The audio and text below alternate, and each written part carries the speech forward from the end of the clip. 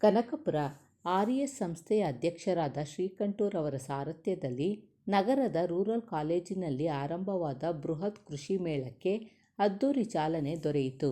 ಸಾರಿಗೆ ಸಚಿವ ಮತ್ತು ಜಿಲ್ಲಾ ಉಸ್ತುವಾರಿ ಸಚಿವರಾದ ರಾಮಲಿಂಗಾರೆಡ್ಡಿ ಅವರು ಕಾರ್ಯಕ್ರಮ ಉದ್ಘಾಟಿಸಿದರು.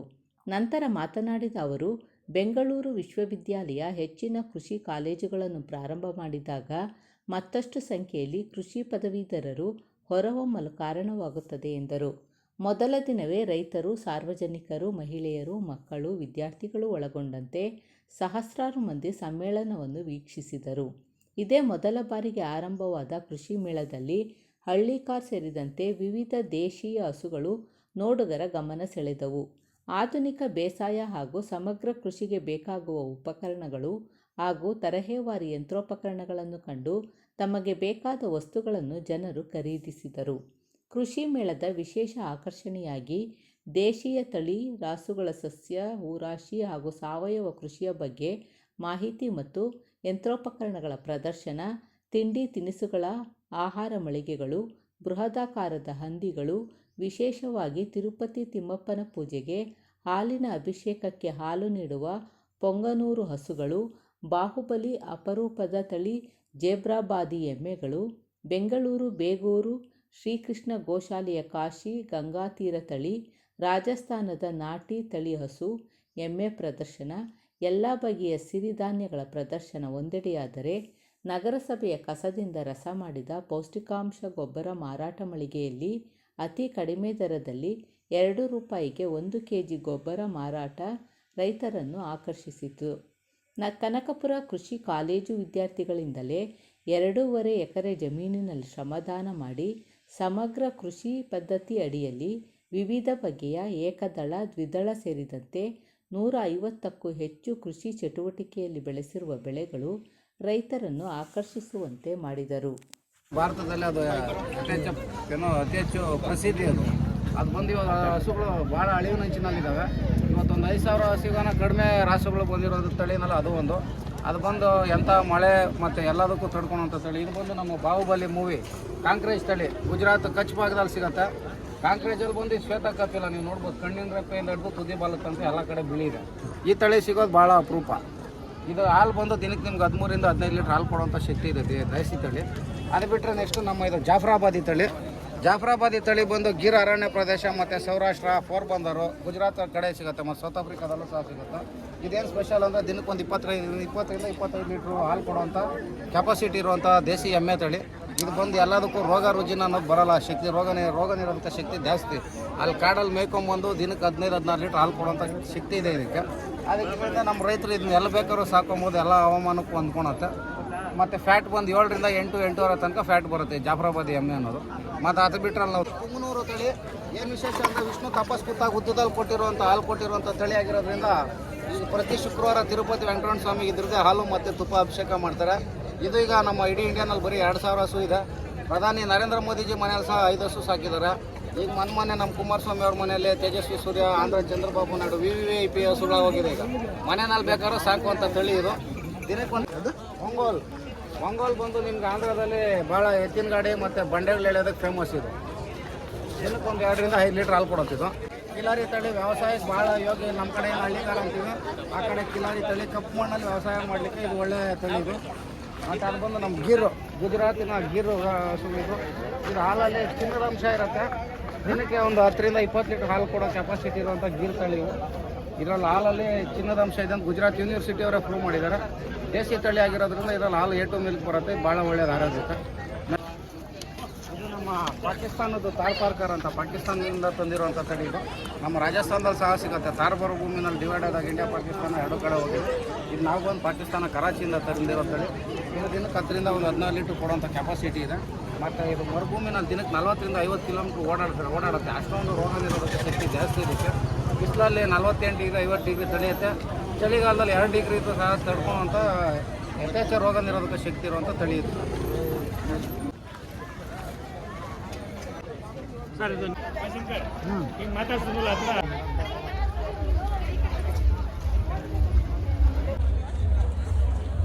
ನನ್ನ ಕಾನ್ಸೆಪ್ಟ್ ಸರ್ ನನ್ನ ಕಾಲೇಜ್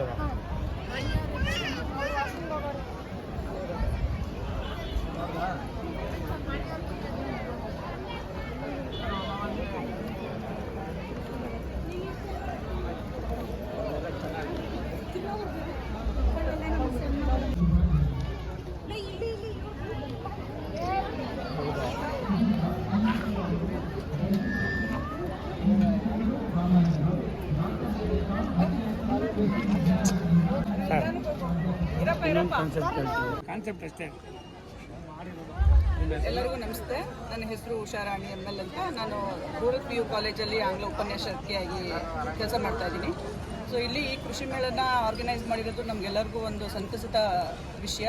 ಹಾಗಾಗಿ ನಾವೆಲ್ಲರೂ ಕೂಡ ವಾಲಂಟ್ರಿಯಾಗಿ ನಾವು ಏನಾದರೂ ಒಂದು ಕಾಂಟ್ರಿಬ್ಯೂಟ್ ಮಾಡಬೇಕು ಅಂತ ಹೇಳಿ ನಾವು ಮತ್ತು ನಮ್ಮ colleague Manjushree madam computer teacher, so ನಾವು ಮತ್ತು ಎಲ್ಲ ಸ್ಟೂಡೆಂಟ್ಸು ಸೇರಿ ನಾವು ಕೃಷಿ ಮೇಳಕ್ಕೆ ಅಂತ ಎಲ್ಲ ಧಾನ್ಯಗಳನ್ನ ಸೇರಿಸಿ ಅಗ್ರಿಕಲ್ಚರು, ಸಿರಿಕಲ್ಚರು, ಹಾರ್ಟಿಕಲ್ಚರು ಎಲ್ಲನೂ ಒಂದು ಕಾನ್ಸೆಪ್ಟಲ್ಲಿ ನಾವು ಇಲ್ಲಿ ಇದನ್ನು ಚಿತ್ರನ ಬಿಡಿಸಿದ್ದೀವಿ. ಸೊ ಇದಕ್ಕೆ ಎಲ್ಲ ಮಕ್ಕಳು ಕೂಡ ಸಹಕಾರವನ್ನು ಕೊಟ್ಟರು. ಸೊ ಹಾಗೆ ಅದು ಶ್ರೀ ಫ್ಲೋರಾ ಅಂತ ಹೇಳಿ ನಮ್ಮ ಅಧ್ಯಕ್ಷರು ಹಾರ್ಟಿಕಲ್ಚರು ಇದ್ರ ಡಿಪಾರ್ಟ್ಮೆಂಟು. ಸೊ ಅವರು ಆ ಫ್ಲವರಿಂಗ್ ಎಲ್ಲನೂ ಅವರೇನೆ ಆರ್ಗನೈಸ್ ಮಾಡಿರೋದು. ಅದಕ್ಕೆ ತುಂಬ ವರ್ಕರ್ಸು ನಿನ್ನೆಯಿಂದನೂ ಕೂಡ ತುಂಬಾ ಡೆಡಿಕೇಟ್ ಮಾಡಿ ತುಂಬ ಚೆನ್ನಾಗಿ ಬರಬೇಕು ಕಾನ್ಸೆಪ್ಟು ಅನ್ನೋ ದೃಷ್ಟಿಯಿಂದ ಎಲ್ಲರೂ ತುಂಬ ಚೆನ್ನಾಗಿ ಆರ್ಗನೈಸ್ ಮಾಡಿದ್ದಾರೆ, ತುಂಬ ಚೆನ್ನಾಗಿ ಡೆಕೋರೇಟ್ ಮಾಡಿದ್ದಾರೆ. ಸೊ ಇವತ್ತು ವಿಸಿಟ್ ಮಾಡಿರುವಂಥ ಎಲ್ಲ ವಿಸಿಟರ್ಸು ತುಂಬ ಖುಷಿ ಪಟ್ಟಿದ್ದಾರೆ. ಇದನ್ನು ಎಲ್ಲ ಫೋಟೋ ತೊಗೊಂಡು ಇನ್ಸ್ಟಾಗ್ರಾಮು, ವಾಟ್ಸಪ್ಪು, ಫೇಸ್ಬುಕ್ಕಲ್ಲೆಲ್ಲ ಹಾಕೋತಾ ಇದ್ದಾರೆ. ನಮಗೂ ತುಂಬ ಖುಷಿ. ಜೊತೆಗೆ ನಮ್ಮ ಕಾಲೇಜು ಎಲ್ಲ ಕಡೆ ಒಂದು ಪಬ್ಲಿಸಿಟಿ ಸಿಗುತ್ತೆ ಅನ್ನೋದು ನಮಗೂ ತುಂಬ ಖುಷಿ ಆಗುತ್ತೆ. Thank you. ಅದೇ ಖುಷಿ ಆಗುತ್ತೆ.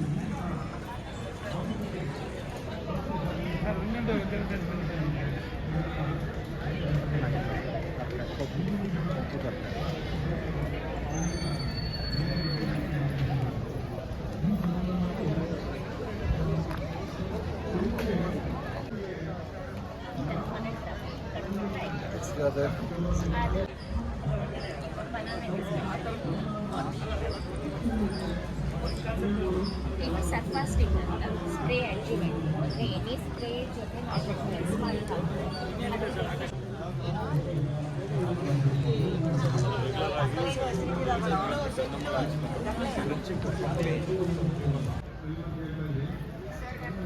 ಹುಡುಗರೆ ಮಾಡೋದು ಕೆಲಸ.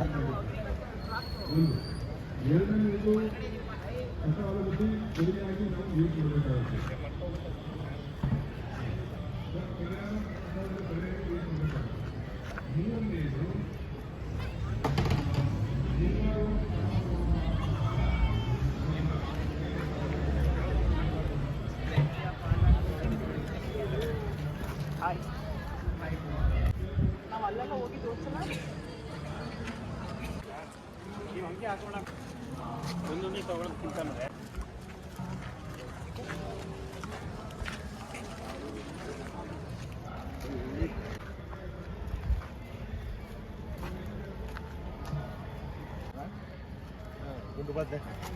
ಸರ್ ನೀವು ಒಂದೊಂದು ಕಾನ್ಸೆಪ್ಟ್ ಕಾಲೇಜಿನ ವಿದ್ಯಾರ್ಥಿಗಳೇ ಇಲ್ಲಿ ಶ್ರಮದಾನ ಮಾಡಿ ಮಾತ್ರ ಹೇಳಿ ಸರ್.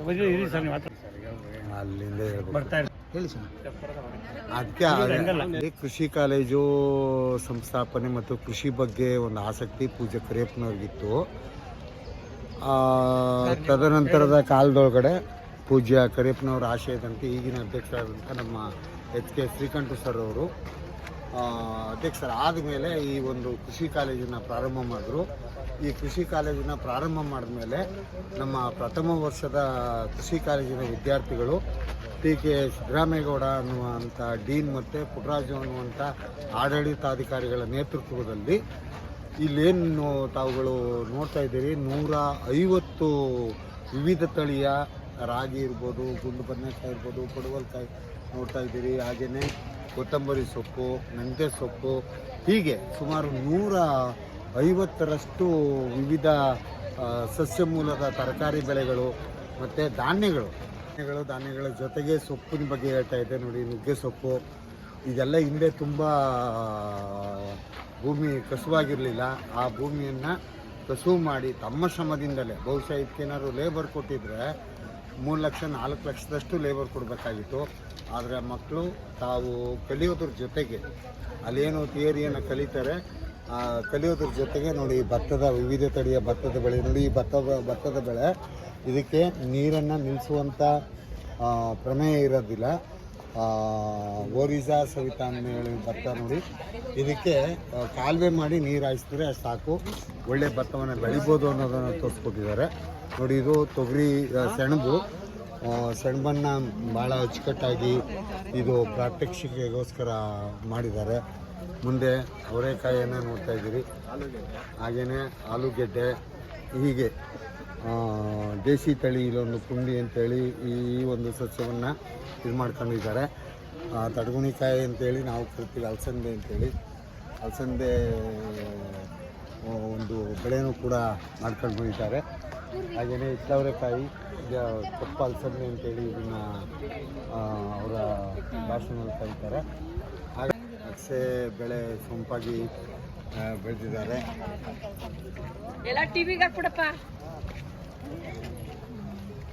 ಇದೊಂದು ಸ್ಟೆಪ್ ಹುಲ್ಲು,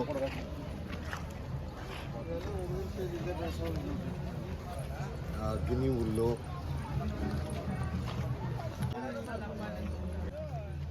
ಬೆರ್ಸೀಮ್, ಗೋಧಿ ಬೆಳೆ. ಫಸಲು ಭಾಳ ಹಸನಾಗಿ ಎಷ್ಟು ಚೆನ್ನಾಗಿ ನೀಟಾಗಿ ಮಾಡಿದ್ದಾರೆ ನಮ್ಮ ಮಕ್ಕಳು ನೋಡಿ.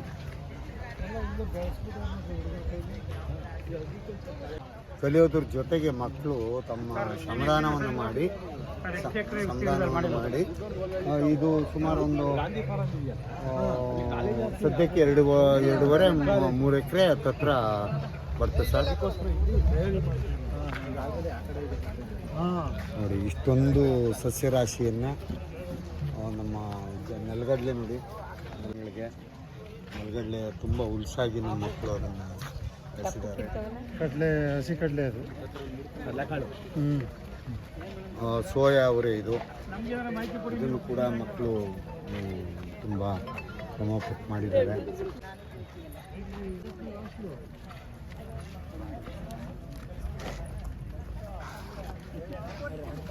ನೀರು ನಿಲ್ಲಿಸ್ಬೇಕಾದ ಅವಶ್ಯಕತೆನೇ ಇಲ್ಲೇ ಇರುತ್ತೆ ನೋಡಿ. ಅದು ವಿವಿಧ ತಳಿಯ ಎಲ್ಲ ಭತ್ತದ ಫಸಲುಗಳ ಒಂದು ಪ್ರಾತ್ಯಕ್ಷಿಕೆ.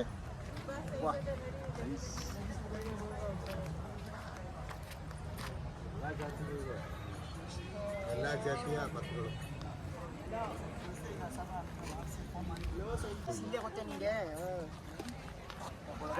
ಮೇವಿನ ಜೋಳ ಅಂತ ಕರೀತೀವಿ ನೋಡಿ. ನಾವೇ ಈ ಫಸ್ಲೇ ಮರ್ತೋಗಿದೆ ನೋಡಿ. ನಾವನೇನು ಕೂಡ ತೋರಿಸ್ತಾ ಇದ್ದಾರೆ ನಿಮ್ಮ ಮಕ್ಕಳು. ಸಜ್ಜೆ, ಇದು ಮೆಕ್ಕೆಜೋಳ, ಬೇರೆ ತಳಿ ಇದು, ಸಿಹಿ ಮೆಕ್ಕೆ.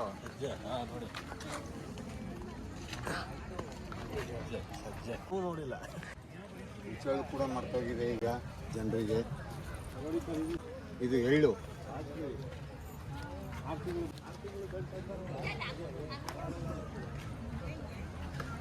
ಹೊರಗಡೆ ತಂದಾಕಿರೋದು.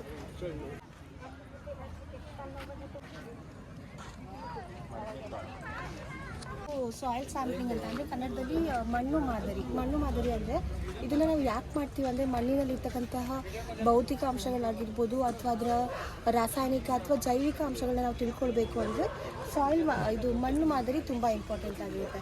ಮಣ್ಣು ಮಾದರಿ ಮಾಡೋದು ನಾವು ಯಾವ ಥರ ಮಣ್ಣು ಮಾದರಿ ಮಾಡ್ಬೋದು ಅಂದರೆ ಫಸ್ಟು ನಾವು ಒಂದು ಸಮನಾಗಿರೋ ನೆಲದಲ್ಲಿ ಮಾಡಬೇಕಾಗುತ್ತೆ. ನೆಲ ಯಾವ ಥರ ಇರಬೇಕು ಅಂದರೆ ಅದ್ರಗಳಲ್ಲಿ ನಾವು ಒಂದಿಷ್ಟು ಸೈಡ್ಸ್ಗಳನ್ನ ತೊಗೋಬೇಕು.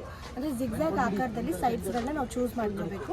ಮಾಡ್ಕೊಂಡಾದ್ಮೇಲೆ ನಾವು ಇದನ್ನು 2 ಥರದಲ್ಲಿ ಮಾಡ್ಬೋದು. ಒಂದು ಇದು ಸ್ಪೇಡಿಂದ ಮಾಡ್ಬೋದು. ಯಾವ ಥರ ಅಂದರೆ ಫಸ್ಟು ನಾವು ವಿ ಆಕಾರದಲ್ಲಿ ತೊಗೋಬೇಕಾಗುತ್ತೆ ಸರ್. ತೊಗೋಬಿಟ್ಟಾದ್ಮೇಲೆ ಅದು 15 ಸೆಂಟಿಮೀಟರ್ ಡೆಪ್ತಲ್ಲಿ ಒಂದು ಪದರದ ಮಣ್ಣನ್ನು ತೊಗೋಬಿಟ್ಟು ನಾವೀಗ 6ರಿಂದ 8 ಸೈಡ್ಗಳು ಮಾಡಿದೀವಿ ಅಂದರೆ ಅಷ್ಟು ಸೈಡ್ಗಳಲ್ಲೂ ನಾವು ಮಣ್ಣುಗಳನ್ನ ತೊಗೋಬೇಕು. ತೊಗೊಂಡಾದ್ಮೇಲೆ ಇನ್ನೊಂದು ಇದು ಅಗಾರ್ ಅಂತ ಒಂದು ಟೂಲ್ ಸರ್. ಇದನ್ನ ಅಗಾರ್ ಅಂತ ಕರೀತಾರೆ. ಇದನ್ನ ನಾವು ಮಣ್ಣಲ್ಲಿ ಹಾಕ್ಬಿಟ್ಟು ಈ ಥರ ತಿರುಗಿಸ್ಬೇಕು. ಇಲ್ಲಿ ಅಲ್ಲಿ ಹೋಗುತ್ತೆ ತೋರಿಸ್ತೀರಾ? ಹಾಕ್ಬಿಟ್ಟು ತಿರುಗಿಸ್ಬೇಕು. ತಿರುಗಿಸಿದಾಗ ಇದರಲ್ಲಿ ಮಣ್ಣು ಕಲೆಕ್ಟ್ ಆಗುತ್ತೆ. ತೇವ ಇದ್ದಾಗ ಮಣ್ಣಿಲ್ಲಿ ಸರಿಯಾಗಿ ಬಂದು ಕೂರುತ್ತೆ. ಇಲ್ಲಿ ಮಣ್ಣು ಬಂದು ಕೂತಾಗ ಇದನ್ನ ಕಲೆಕ್ಟ್ ಮಾಡೋ ಎಲ್ಲ ಮಣ್ಣುಗಳನ್ನ ನಾವು ಒಂದು ಶೀಟ್ ಅಥವಾ ಒಂದು ಬ್ಯಾನರ್ ಅಥವಾ ಕೆಳಗಡೆ ಏನಾದರೂ ಹಾಸ್ಕೊಂಡು ಅದಕ್ಕೆ ಹಾಕಬೇಕು. ಹಾಕಿದಾದ್ಮೇಲೆ ಅದರಲ್ಲಿರ್ತಕ್ಕಂತಹ ಕಸ ಆಗಿರ್ಬೋದು, ಕಲ್ಲುಗಳು ಅಥವಾ ಮರದ ಬೇರ್ಗಳಾಗಿರ್ಬೋದು, ಅದುಗಳನ್ನೆಲ್ಲನೂ ನಾವು ಕ್ಲಿಯರ್ ಮಾಡಬೇಕು. ಅಂದರೆ ಸಾಯಿಲ್ ತುಂಬ ಫೈನ್ ಆಗಿರಬೇಕು. ಮಾಡಾದ್ಮೇಲೆ ಎಲ್ಲದನ್ನು ಒಂದು ಗುಡ್ಡದ ಆಕಾರದಲ್ಲಿ ಮಾಡಿಕೊಂಡು ಅದನ್ನು ಕ್ಲೀನಾಗಿ 4 ಭಾಗಗಳಾಗಿ ಮಾಡಬೇಕು. 4 ಭಾಗ ಮಾಡಬೇಕು. ಇವುಗಳಿರ್ತಕ್ಕಂಥ ಕಲ್ಲು ಕಸ ಕಡ್ಡಿ ಎಲ್ಲ ತೆಗ್ದಾದ್ಮೇಲೆ ಇವಾಗ ಆಪೋಸಿಟ್ ಆಗಿರೋ ಡೈರೆಕ್ಷನ್, ಇವಾಗ ಇದು 4 ಇದೆ, ನಾನು ಇದನ್ನ ತೆಗೆದ್ಬಿಟ್ಟು ಇವೆರಡನ್ನ ಕ್ಲೀನಾಗಿ ಮಿಕ್ಸ್ ಮಾಡಬೇಕು. ಇವಾಗ ಸಾಯಿಲ್ ಸ್ಯಾಂಪಲ್ ಅಂದರೆ ನಾವು ಇಷ್ಟು ಸಾಯಿಲ್ನ ಮಾತ್ರ ಕಳಿಸ್ತೀವಿ, ಇಷ್ಟು ಸಾಯಿಲ್ನ ಕಳಿಸ್ಲಿಕ್ಕಾಗಲ್ಲ.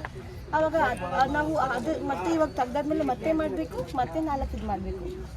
ಮಾಡಿ ಮಣ್ಣು ಅರ್ಧ ಕೆಜಿಯಷ್ಟು ಆಗಬೇಕು ಸರ್. ಅಷ್ಟಾದಮೇಲೆ ಅದನ್ನು ನಾವು ಶುದ್ಧವಾಗಿರೋ ಬಟ್ಟೆಲಾದರೂ ಹಾಕ್ಬೋದು ಅಥವಾ ಒಂದು ಕವರಲ್ಲಾದರೂ ಹಾಕ್ಬೋದು. ಕವರಿಗೆ ಹಾಕಿದಾದ್ಮೇಲೆ ನಾವು ಲೇಬ್ಲಿಂಗ್ ತುಂಬ ಇಂಪಾರ್ಟೆಂಟ್.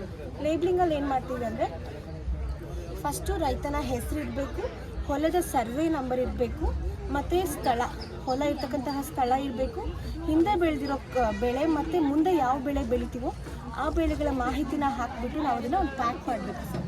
ಮಾಡಿಬಿಟ್ಟು ಅದನ್ನು ಲ್ಯಾಬ್ರೇಟರೀಸ್ಗಳಿಗೆ ಕೊಟ್ಟರೆ ನಮ್ಮ ಮಣ್ಣಲ್ಲಿ ಯಾವ ಅಂಶಗಳಿದೆ, ಯಾವ ಅಂಶಗಳು ಇರಬೇಕು ಅದನ್ನು ಅವರು ಮಾಹಿತಿ ಒದಗಿಸ್ಕೊಡ್ತಾರೆ. ಹೇಳ್ಬೇಕು ಸರ್. ಓಕೆ, ಇದು ಏನಂದ್ರು ಫಸ್ಟ್ ಆಫ್ ಆಲ್ ಈಗ ಡೇ ಬೈ ಡೇ ನಾವು ಎಲ್ಲ ಕೇಳ್ಕೊಳತ್ತೀರ ಏನಂದ್ರು ಇನ್ಆರ್ಗ್ಯಾನಿಕ್ ಫುಡ್ ಕೆಮಿಕಲ್ ಯೂಸ್ ಮಾಡ್ತಾರ ಮತ್ತು ಲೈಫ್ ಸ್ಪ್ಯಾನು ಚಿಕ್ಕದಾಗ್ತದೆ ಅಂತ ಎಲ್ಲ ಆಲ್ಮೋಸ್ಟ್ ಕೇಳ್ತಾ ಇದ್ದೀರಾ. ಅದಕ್ಕೋಸ್ಕರ ನಾವು ಏನು ಮಾಡಿದೆ ಅಂದರು, ನಮ್ಮದು ಸೆಕೆಂಡ್ ಇಯರ್ದಾಗ ನ್ಯಾಚುರಲ್ ಫಾರ್ಮಿಂಗ್ ಅಂತ ಕೋರ್ಸ್ ಇದೆ, ಅದು ಒಳಗಡೆ ಇದು ನಮ್ಮ ಪ್ರಾಜೆಕ್ಟ್ ಇತ್ತು ಎಲ್ಲ ಸೆಕೆಂಡ್ ಇಯರ್ ಅವ್ರದ್ದು. ಇದು ಪ್ರಾಜೆಕ್ಟ್ ಏನಂದ್ರು ಫಸ್ಟ್ ಆಫ್ ಆಲ್ ನಾವು ನಮ್ದು ಆಲ್ಮೋಸ್ಟ್ ಹೋಮ್ದಾಗ ಏನೇನು ಥಿಂಗ್ಸ್ ಅವೈಲೇಬಲ್ ಇರ್ತದೆ, ಲೈಕ್ ಅಗ್ರಿಕಲ್ಚರ್ ಫಾರ್ಮ್ ಲೈಫ್ದಾಗ ಆಲ್ಮೋಸ್ಟ್ ಕೌ ಪ್ರೆಸೆಂಟ್ ಇರ್ತದೆ ಮತ್ತು ನೀಮ್ ಪ್ಲಾಂಟ್ಸ್ ಪ್ರೆಸೆಂಟ್ ಇರ್ತಾರೆ, ಬೇರೆ ಎಲ್ಲ ಪ್ಲಾಂಟ್ಸ್ ಇರ್ತದೆ. ಅದಕ್ಕೆ ತಗೊಂಡು ನಾವು ಫಸ್ಟ್ ಆಫ್ ಆಲ್ ಕೌಡಂಗ್ ಮತ್ತು ಕೌ ಯೂರಿನ್ ಎಲ್ಲ ಸೇರ್ಕೊಂಡು ಮತ್ತು ನೀಮ್ ಲೀಫ್, ಇಫ್ ನಿಮಗೆ ಅಗ್ನಿಅಸ್ತ್ರ ಬೇಕಂದ್ರೂ ನೀವು ಚಿಲ್ಲಿ ಯೂಸ್ ಮಾಡ್ತೀರಾ, ಬ್ರಹ್ಮಾಸ್ತ್ರ ಬೇಕಂದ್ರೂ ಜಾಗ್ರಿ ಯೂಸ್ ಮಾಡ್ತೀರಾ, ಬೇರೆ ಸಪ್ರೇಟ್ ಥಿಂಗ್ಸ್ ಇದೆ. ಅದಕ್ಕೋಸ್ಕರ ನಾವು ಎಲ್ಲ ಇದು ಕಾಮನ್ ಆಗಿ ಎಲ್ಲ ಥಿಂಗ್ಸ್ ಸೇರ್ಕೊಂಡು ನಾವು ಇದು ಫಸ್ಟ್ ಆಫ್ ಆಲ್ ಇಂಥ ಪ್ಯಾಕೆಟ್ದಾಗ ಮಾಡ್ತಾರೆ. ಇದು ಪ್ಯಾಕೆಟ್ ಮಾಡಿ ಅದು ಹೊರಗಡೆ ಹಾಕ್ಬೇಕು. ಫಸ್ಟ್ ಆಫ್ ಆಲ್ ಇದು ಪ್ಯಾಕೆಟ್ ಬೇಕಾಗಿಲ್ಲ, ನೀವು ಡೈರೆಕ್ಟ್ಲಿ ಹಾಕಿ ನೀರ್ದಾಗ ಅದು ಡಿಪೆಂಡ್ ಅಪಾನ್ ನಿಮಗೆ ಎಷ್ಟು ಲ್ಯಾಂಡ್ ಇದೆ ಅಷ್ಟು ನೀರು ತಗೋತೀರ ನೀವು. ಫಸ್ಟ್ ಆಫ್ ಆಲ್ ಅದು ಒಳಗಡೆ ಹಾಕಬೇಕು. ಕಾಮನ್ ಆಗಿ 15 days ಬಿಡ್ಬೇಕು ಅದಕ್ಕೆ, ಯಾಕಂದ್ರೆ ಎಲ್ಲ ನ್ಯೂಟ್ರಿಯನ್ಸ್ ಅಬ್ಸರ್ವ್ ಆಗ್ಲಿಕ್ಕೆ. ಆಮೇಲೆ ನೀವು ಇಂಥ ಚೀಲದಾಗ ಕಟ್ಟಿ ತೆಗೆದು ಸೈಡಿಗೆ ಇಡಬೇಕು. ಬಟ್ ನಿಮಗೆ ಬೇಕು ಅರ್ಜೆಂಟ್ ಬೇಕಂದ್ರು ನೀವು ಎಲ್ಲ ಥಿಂಗ್ಸಿಗೆ ಬಾಯ್ಲ್ ಮಾಡಿ 2 ಡೇಸಿಗೆ ಹಾಗೆ ಬಿಡ್ಬೇಕು. ಬಿಟ್ಟು ಇದು ಹಂಗೆ ಕಟ್ಟಿ ಎಲ್ಲ ಥಿಂಗ್ಸ್ ಅವೈಲೇಬಲ್ ತೆಗೆದು ಸೈಡಿಗೆ ಇಟ್ಟು ಇದು ನೀರು ಇರ್ತಿಲ್ಲ, ನೀರಿಗೆ ಡೈರೆಕ್ಟ್ ವಾಟರ್ ಜೊತೆ ಬಿಡಬೇಕು, ಇಲ್ಲಾಂದ್ರೂ ಸೈಡಿಗೆ ಪ್ಲಾಂಟ್ ಹಾಕಬೇಕು. ಮತ್ತು ಇದು ಏನಂದ್ರು ಫಸ್ಟ್ ಆಫ್ ಆಲ್ ಎಲ್ಲ ಅವ್ರಿಗೆ ರೈತರಿಗೆ ಕೆಮಿಕಲ್ಸ್ ಬಾಯ್ ಮಾಡ್ಲಿಕ್ಕೆ ಜಾಸ್ತಿ ರೊಕ್ಕ. ಈಗ ನಾರ್ಮಲ್ ಪೆಸ್ಟಿಸೈಡ್ ಬಾಯ್ ಮಾಡ್ಲಿಕ್ಕೆ ಹೋಗ್ತದೆ ಅಂದ್ರೆ 2500 3000 ಹಂಗೆ ರೇಟ್ ಆಗ್ತದೆ, ಅಲ್ಲೂ ರೊಕ್ಕ ಸೇವ್ ಆಗ್ತದೆ. ಮತ್ತು ಇದು ನ್ಯಾಚುರಲ್ ಮೆಟೀರಿಯಲ್, ಇದರಿಂದ ಸಾಯಿಲ್ ಫರ್ಟಿಲಿಟಿ ಇನ್ಕ್ರೀಸ್ ಆಗ್ತದೆ ಮತ್ತು ಸಾಯಿಲ್ ಚೆನ್ನಾಗಿ ಬೆಳೀತದೆ ಮತ್ತು ನೆಕ್ಸ್ಟ್ ಟೈಮ್ಗೋಸ್ಕರನೂ ಚೆನ್ನಾಗಿ ಮತ್ತು ನೀವು ಆರಾಮಾಗಿ ಹೇಳಿ. ಇದು ಗೊಬ್ಬರ ಮತ್ತು ಇದು ಬೇರೆ ಪ್ಲಾಂಟ್ಸ್ ಲೀವ್ಸ್, ನೀಮ್ ಲೀವ್ಸ್ ಮತ್ತು ಇದು ಕಸ್ಟರ್ಡ್ ಆ್ಯಪಲ್ ಲೀವ್ಸ್ ಮತ್ತು ಇದು ಕ್ಯಾಸ್ಟ್ರಾಲ್ ಲೀವ್ಸ್, ಇದು ಲೀವ್ಸ್ ಇದೂ ಕಸ್ಟರ್ಡ್ ಆ್ಯಪಲ್ ಇದೆ. ಜೀವಾಮೃತಕ್ಕೆ ಅಗ್ನಿ ಅಂದ್ರೆ ತುಂಬಾ ಖಾರವಾಗಿರೋದು. ನಾವು ಇದನ್ನ ಮಾಡ್ಲಿಕ್ಕೆ ನಾವು ಬಳಸಿರ್ತಕ್ಕಂಥ ಪದಾರ್ಥಗಳಂದ್ರೆ ಒಂದು ಪೆಪ್ಪರ್, ಚಿಲ್ಲಿ, ನೀಮ್ ಲೀವ್ಸ್, ಮತ್ತೆ ಬೆಳ್ಳುಳ್ಳಿ, ಇವುಗಳನ್ನೆಲ್ಲವುದನ್ನು ನಾವು ಫುಲ್ ಮಿಕ್ಸರ್ ಅಂದ್ರೆ ನಾವು ಬೈ ಹ್ಯಾಂಡ್, ನ್ಯಾಚುರಲ್ ಫಾರ್ಮಿಂಗ್ ಅಂದರೆ ಯಾವ ಮಷಿನ್ಸ್ಗಳು ನಾವು ಯೂಸ್ ಮಾಡಿಲ್ಲ, ಬೈ ಹ್ಯಾಂಡ್ ನಾವು ಎಲ್ಲ ಕೈಯಿಂದನೇ ರುಬ್ಬಿಟ್ಟು ಹಾಕಿರೋದು. ಇದಕ್ಕೆ ನಾವು ಫಸ್ಟು 25 ಲೀಟರಷ್ಟು ಗೋಮೂತ್ರ ತೊಗೊಂಡಿದ್ದೀವಿ ಸರ್. ಇದಕ್ಕೆ ನಾವು ನೀರು ಬೆರೆಸಿಲ್ಲ, ಗೋಮೂತ್ರದಲ್ಲಿ ರುಬ್ಕೊಂಡಿರ್ತಕ್ಕಂಥ ಎಲ್ಲ ಪದಾರ್ಥಗಳನ್ನ ಅದಕ್ಕೆ ಹಾಕಿಬಿಟ್ಟು ಅದನ್ನು ನಾವು ಫರ್ಮೆಂಟ್ ಆಗ್ಲಿಕ್ಕೆ ಬಿಟ್ಟಿದ್ದೀವಿ. ಈಗ ಆಲ್ರೆಡಿ ನಮ್ಮದು ಮಾಡಿ ಒಂದು 8-10 ದಿನ ಆಯಿತು. ಅಂದರೆ ಅವುಗಳಿರ್ತಕ್ಕಂಥ ಅಂಶಗಳೆಲ್ಲ ಅದು ಎಲ್ಲ ಬಿಟ್ಕೊಂಡಿದೆ. ಇದರಿಂದ ನಾವು ಅದಕ್ಕೆ ಪ್ಲಾಂಟ್ಸ್ಗಳಿಗೆ ಸ್ಪ್ರೇ ಮಾಡಿದ್ರೆ ಒಂದು ಪೆಸ್ಟಿಸೈಡ್ಸ್ಗಳು ಬರಲ್ಲ ಸರ್, ಮತ್ತು ಕಡಿಮೆ ಬಜೆಟಲ್ಲಿ ಒಂದು ಒಳ್ಳೆ ಸೊಲ್ಯೂಷನ್ ಸಿಕ್ಕಂಗಾಯಿತು ಸರ್. ಯಾಕಂದರೆ ಇವಾಗ ಇತ್ತೀಚಿನ ದಿನದಲ್ಲಿ ಕಂಪ್ಲೀಟಾಗಿ ನಾವು ಕೆಮಿಕಲ್ಸ್ ಮೇಲೆ ಡಿಪೆಂಡ್ ಆಗಿದ್ದೀವಿ. ಏನೇ ಒಂದು ಚಿಕ್ಕ ರೋಗ ಬಂದರೂ ಮಾರ್ಕೆಟ್ಗೆ ಹೋಗ್ತೀವಿ, ಕೆಮಿಕಲ್ಸ್ ಬೈ ಮಾಡ್ತೀವಿ. ಮತ್ತು ಇವಾಗಿನ ಫಾರ್ಮರ್ಸ್ಗಳು ತುಂಬ ಬ್ಯುಸಿ ಆಗಿಬಿಟ್ಟಿದ್ದಾರೆ. ಇದನ್ನೆಲ್ಲ ಕುತ್ಕೊಂಡು ಅವ್ರಿಗೆ ಇವಾಗ ಏನಾದರೂ ಕ್ವಿಕ್ಕಾಗಿ ಆಗಬೇಕು. ಈಗ ಏನೋ ರೋಗ ಬಂತು, ನಮಗೆ ಫಸ್ಟ್ ಬೇಗ ಸೊಲ್ಯೂಷನ್ ಬೇಕು ಅಂತ ಆ ಥರ ಅದು ಬೇಗ ಸೊಲ್ಯೂಷನ್ ಕೊಡುತ್ತೆ, ಬಟ್ ಅಷ್ಟೇ ಬೇಗ ನಮ್ಮ ಹೆಲ್ತ್ಗೂ ಹಾರ್ಮ್ ಮಾಡುತ್ತೆ. ಅದ್ರ ಬದಲಾಗಿ ನೀವು ನ್ಯಾಚುರಲ್ ಆಗಿ ಅದು ಎಷ್ಟು ಎಫೆಕ್ಟಿವ್ ಆಗಿರುತ್ತೆ ಅನ್ನೋದನ್ನು ಒಂದ್ಸರಿ ನೀವುಗಳು ಬೆಳೀರಿ. ಇದನ್ನೆಲ್ಲ ಸ್ಪ್ರೇ ಮಾಡಿ ಎಲ್ಲ ಪಾರ್ಟಿಷನ್ ಮಾಡ್ಕೊಳ್ಳಿ. ಕೆಮಿಕಲ್ಸ್ ಹಾಕಿ ಬೆಳೆಸಿರೋ ಕ್ರಾಪ್ ಎಷ್ಟು ಇರುತ್ತೆ ಮತ್ತು ನಾವು ನ್ಯಾಚುರಲ್ ಆಗಿ ಮಾಡೋ ಕ್ರಾಪ್ಸ್ಗಳು ಹೆಂಗಿರುತ್ತೆ ಅಂತ ಒಂದ್ಸರಿ ನೋಡಿ. Thank you. ಏನ್ರದ್ದು ಇಲಿಪಾಷಣ. ಇದು ಶೇಂಗಾ ಮತ್ತು ಅಕ್ಕಿ ನುಚ್ಚು, ಇದು ಬೆಲ್ಲ, ಇದು ಕಡಲೆಕಾಯಿ ಎಣ್ಣೆ. ಇದರಲ್ಲಿ ಇದು 1 ಡ್ರಾಪ್ ಅಷ್ಟು ರ್ಯಾಟ್ ಪಾಯ್ಸನ್. ಇದನ್ನು ಮಿಕ್ಸ್ ಮಾಡಿ ಈ ಥರ ಉಂಡೆಯನ್ನಾಗಿ ಮಾಡಬೇಕು ಸರ್. ಮತ್ತು ಇಲಿಗಳು ಎಲ್ಲೆಲ್ಲಿ ಓಡಾಡುತ್ತಲ್ಲ ಅಲ್ಲಿ ಈ ಉಂಡೆಗಳನ್ನು ಇಟ್ಟರೆ ಅದು ಅಟ್ರಾಕ್ಷನಿಂದ ಇಲ್ಲಿ ಬಂದು ತಂದು ತಿಂದರೆ ಇಲಿಗಳು ಸತ್ತೋಗುತ್ತೆ. ಇದರಿಂದ ಏನು ಬೆಳೆಗಳಿಗೆ ಏನು ಹಾನಿ ಆಗಲ್ಲ ಸರ್. ಮನೇಲಿ ಶೇಂಗಾ ಮತ್ತು ಅಕ್ಕಿ ನುಚ್ಚು, ಬೆಲ್ಲ, ಕಡಲೆಕಾಯಿ ಎಣ್ಣೆ ಇದನ್ನು ಚೆನ್ನಾಗಿ ಕೈಯಲ್ಲಿ ಈ ಥರ ತಟ್ಕೊಂಡು 1 ಡ್ರಾಪ್ ಅಷ್ಟು ರ್ಯಾಟ್ ಪಾಯ್ಸನ್ನ ಸೇರಿಸ್ಬೇಕು. ಸೇರಿಸಿ ಈ ಥರ ಚಿಕ್ಕ ಚಿಕ್ಕ ಉಂಡೆಯನ್ನಾಗಿ ಮಾಡಬೇಕು. ಮಾಡಿ ಇಲಿಗಳೆಲ್ಲೆಲ್ಲ ಓಡಾಡುತ್ತಲ್ಲ ಸರ್ ಅಲ್ಲಿ ಇದನ್ನು ಇಡಬೇಕು. ಇದರ ಅಟ್ರಾಕ್ಷನಿಂದ ಇಲ್ಲಿ ಇದನ್ನು ತಿಂದರೆ ಸತ್ತೋಗ್ಬೇಕು. ಹೆಸರು ಸರ್ ನನ್ನ ಹೆಸರು ಚಿನ್ನಮ್ಮ. ಇದು ಬಂದ್ಬಿಟ್ಟು ಕಾಯಿಪಲ್ಯಗಳನ್ನ ಹೇಗೆ ಕ್ಲೀನ್ ಮಾಡೋದು. ಈಗ ಕೆಮಿಕಲ್ಸ್ ಎಲ್ಲ ಯೂಸ್ ಮಾಡಿರ್ತಾರಲ್ಲ ಸರ್, ಅದಕ್ಕಾಗಿ ನಾವು ಸೇವಿಸೋದ್ರಿಂದ ರೋಗಗಳು ಬರ್ತಾವೆ ಅಂತ ಬರಬಾರ್ದು ಅಂತ ತಡೆಗಟ್ಟಬೇಕಂದ್ರೆ ಈಗ ಸಾಲ್ಟ್ ವಾಟರ್ ಸರ್, ಸಾಲ್ಟ್ ವಾಟರಲ್ಲಿ ಒಂದು 10-15 ನಿಮಿಷ ಇದನ್ನ ನೆನೆಗೆ ಬಿಡಬೇಕು ಸರ್. ಆಮೇಲೆ ಫ್ರೆಶ್ ವಾಟರಲ್ಲಿ ತೊಳೆದ್ಬಿಟ್ಟು ಉಪಯೋಗಿಸ್ಬೇಕು. ಮತ್ತು ಹೀಗೆ ಹಲವಾರು ವಿಧಾನಗಳಿದೆ ಸರ್. ಇನ್ನೊಂದು ಬಂದ್ಬಿಟ್ಟು ಬೇಕಿಂಗ್ ಸೋಡಾ ಅಂತ. ಬೇಕಿಂಗ್ ಸೋಡಾದಲ್ಲಿ ಒಂದು 10-15 ನಿಮಿಷ ನೆನೆಗೆ ಬಿಟ್ಟು ಆಮೇಲೆ ಫ್ರೆಶ್ ವಾಟರಲ್ಲಿ ತೊಳಿಬೇಕಂತ. ಹಾಗೆ ಇನ್ನೂ ಬ್ರಷ್ ಮತ್ತು ವಿನೆಗರ್ ಯೂಸ್ ಮಾಡಿ ಉಪಯೋಗಿಸ್ಬೇಕು. ತಮ್ಮ ಹೆಸರು? ನನ್ನ ಹೆಸರು ಸಂಬಂಧಿತ ವಿಯಾಳ್ ಅಂತ.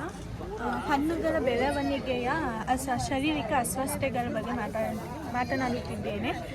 ಪಪ್ಪಾಯ ನೋಟಿರಬಹುದು. ಇದನ್ನು ನಾವು ಕಪ್ಪು ಚುಕ್ಕಿ ರೋಗ ಅಂತ ಕರಿತೀವಿ. ಇದು ಶಿರಂಧ್ರ ರೋಗದಿಂದ ಬಂದಿರುತ್ತದೆ ಮತ್ತು ವೈರಸ್ಗಳು ಅಟ್ಯಾಕ್ ಆಗದ ಈ ರೋಗ ಬರುತ್ತೆ. ಮತ್ತು ಸೇಬು ನೋಡ್ತಿರ್ಬೋದು. ಇದನ್ನು ನಾವು ಕೆಂಪು ಡಿಲಿಷಿಯಸ್ ರೋಗ ಅಂತ ಕರಿತೀವಿ. ಈಗ ಮರದಿಂದ ಕೆಳಗೆ ಸೇಬು ಇರುತ್ತೆ, ಅದು 10-15 ದಿನ ಆದರೂ ಎಕ್ಕೊಂಡಿರಲ್ಲ, ಆವಾಗ ಈ ರೋಗ ಬರುತ್ತೆ.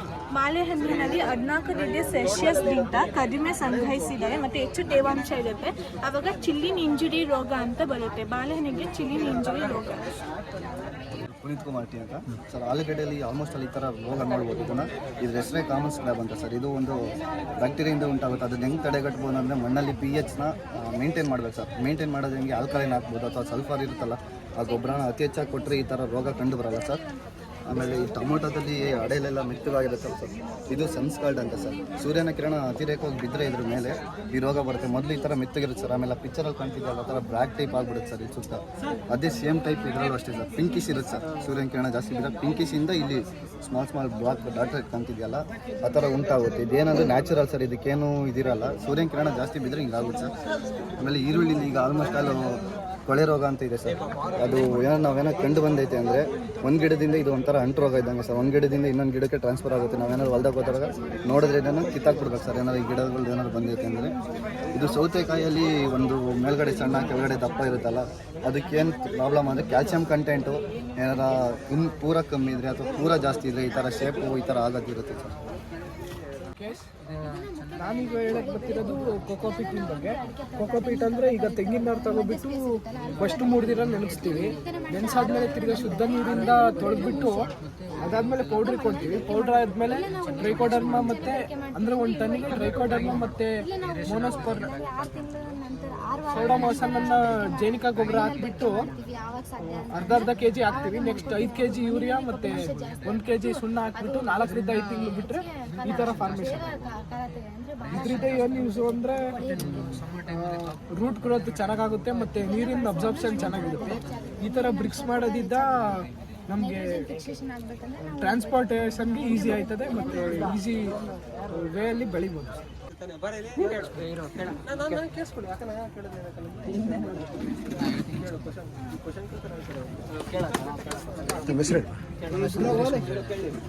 ಇದು ಬಂದ್ಬಿಟ್ಟು ಸೆಲೆಸ್ ಪ್ರಿಪ್ರೇಷನ್ ಮೆಥಡು. ಇದನ್ನು ಚೆನ್ನಾಗಿ ಚಾಪ್ ಕಟರ್ ಮಷಿನ್ ಯೂಸ್ ಮಾಡಿಕೊಂಡು 1 to 2 ಸೆಂಟಿಮೀಟರ್ಸ್ನ ಕಟ್ ಮಾಡಿಕೊಂಡು 100 ಕಿಲೋ ಮೇವಿಗೆ 2 ಕಿಲೋ ಸಾಲ್ಟ್ ಮತ್ತು 1 ಕಿಲೋ ಜಾಗರಿಯನ್ನು ಯೂಸ್ ಮಾಡಿಕೊಂಡು ಇದನ್ನ ಚೆನ್ನಾಗಿ ಮೂರನ್ನು ಚೆನ್ನಾಗಿ ಮಿಕ್ಸ್ ಮಾಡಿ ಅದನ್ನ ಬ್ಯಾಗ್ಸಲ್ಲಿ ಪ್ಯಾಕ್ ಮಾಡೋದು.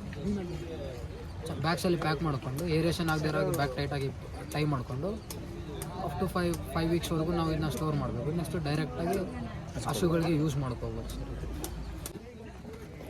ಹೆಸರು ಧನ್ಯ ಪ್ರಸಾದ್ ಅಂತ. ಇದು ಅಜೋಲಾ ಅಂತ. ಇದು ಆಲ್ಗೆ ಫ್ಯಾಮಿಲಿಗೆ ರಿಲೇಟೆಡ್ ಆಗಿರುತ್ತೆ. ಇದು ಇನ್ನೂ ನೆನ್ನೆ ಹಾಕಿರೋದು ಇನ್ನೂ 25 ಡೇಸ್ ಬೇಕು ಇದು ಜರ್ಮಿನೇಟ್ ಆಗೋಕ್ಕೆ, ಫುಲ್ಲಿ ಗ್ರೋನ್ ಆಗೋಕ್ಕೆ. ಅದಾದಮೇಲೆ ಇದು ದಿನಕ್ಕೆ ಈ ಪ್ಲ್ಯಾಟ್ಫಾರ್ಮಿಂದ ನೀವು 1 kg ತೆಗಿಬೋದು ಅಜೋಲಾನ. ಇದು ಮೇಯ್ನಾಗಿ ಕಮರ್ಷಿಯಲ್ ಹಸುಗಳಿಗೆ ಡೊಮೆಸ್ಟಿಕ್ ಅನಿಮಲ್ಸ್ ಯೂಸ್ ಮಾಡೋದು. ಹಸುಗಳು, ಕುರಿ, ಕೋಳಿ ಮತ್ತು ಹಂದಿ ಮತ್ತು ಮೀನುಗಳಿಗೆಲ್ಲ ಇದು ಫುಡ್ಡಾಗಿ ಕೊಡ್ಬೋದು. ಹಸುಗಳಿಗೆ ಕೊಡೋದ್ರಿಂದ ಇದು ಇಳುವರಿ ಜಾಸ್ತಿ, ಹಾಲಿನ ಇಳುವರಿ ಜಾಸ್ತಿ ಕೊಡ್ತದೆ. 20% ಜಾಸ್ತಿ ಹಾಲು ಎಕ್ಸ್ಟ್ರಾ ಕೊಡುತ್ತೆ ಮತ್ತು ಫ್ಯಾಟ್ ಕಂಟೆಂಟ್ ಇನ್ಕ್ರೀಸ್ ಆಗುತ್ತೆ. ಕುರಿ ಕೋಳಿಗಳು ಕೊಡೋದ್ರಿಂದ ಇದಕ್ಕೆ ಪ್ರೋಟೀನ್ ಕಂಟೆಂಟ್ ಜಾಸ್ತಿ ಇರುತ್ತೆ. ಮಾಡೋ ವಿಧಾನ ಹೆಂಗೆ ಹೇಳಮ್ಮ? ಇದು ಈಗ ಈ ಪ್ಲ್ಯಾಟ್ಫಾರ್ಮು 1.5 ಮೀಟರು ಮತ್ತು 2.5 ಮೀಟರ್ ಡೈಮೆನ್ಷನ್ ಇದೆ ಮತ್ತು 0.5 ಮೀಟರು ಡೆಪ್ತ್ ಇದೆ. ಇದಕ್ಕೆ ಕೌಡಂಗ್ ಸ್ಲರ್ರಿ ಹಾಕಿದ್ದೀವಿ, ಕ್ಲೀನ್ ಈವನ್ ಆಗಿ ಸ್ಪ್ರೆಡ್ ಮಾಡಿದ್ದೀವಿ. ಮತ್ತು ರೆಡ್ ಸಾಯಿಲ್, ಸಗಣಿ ನೀರು ಮತ್ತು ರೆಡ್ ಸಾಯಿಲು ಫುಲ್ ಕ್ಲೀನಾಗಿ ಹರಡಿದ್ದೀವಿ, ತಿನ್ ಲೇಯರಾಗಿ ಹರಡಿದ್ದೀವಿ. ಆ್ಯಂಡ್ ಇಲ್ಲಿ ಸೂಪರ್ ಫಾಸ್ಫೇಟ್ ಅಂತ ಕೆಮಿಕಲ್ ಬರುತ್ತೆ, ಅದು 100 ಗ್ರಾಮ್ಸ್ ಎಲ್ಲ ಹಾಕಿದ್ದೀವಿ. ಮತ್ತು 1 kg ಅಜೋಲಾ ಮಿಕ್ಸ್ಚರ್ ಹಾಕಿದ್ದೀವಿ ಇಲ್ಲಿ. ಇದು ಜರ್ಮಿನೇಟ್ ಆಗೋಕ್ಕೆ ಅದೇ 25 ಡೇಸ್ ತೊಗೊಳುತ್ತೆ. ಮತ್ತು ಎವ್ರಿ 6 ಮಂತ್ಸು ಇದನ್ನು ಕ್ಲೀನ್ ಮಾಡಿ ಮತ್ತು ರೀಫಿಲ್ ಮಾಡ್ಕೋಬೇಕು. ಇಲ್ಲ ಅಂದರೆ ಇದು ಪಂಜೆಂಟ್ ಸ್ಮೆಲ್ಲಿಂದ, ಕೌಡಂಗ್ ಸ್ಲರ್ರಿ ಹಾಕಿರೋದ್ರಿಂದ ಪಂಜೆಂಟ್ ಸ್ಮೆಲ್ ಬರುತ್ತೆ. ಸೊ ಎಲ್ಲ ಇದನ್ನು ಭತ್ತದ ಗದ್ದೆಲ್ಲೂ ಯೂಸ್ ಮಾಡ್ಕೋತಾರೆ. ನನಗೆ ಇವ್ರು ಮಂಜುಳಾ ಮೇಡಮ್ ಸಿಕ್ಕಿದ್ರು.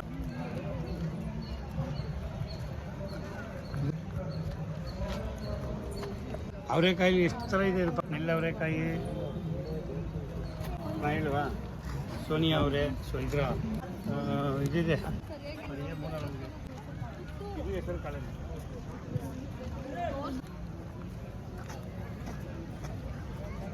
ಉದ್ದು. ಇದು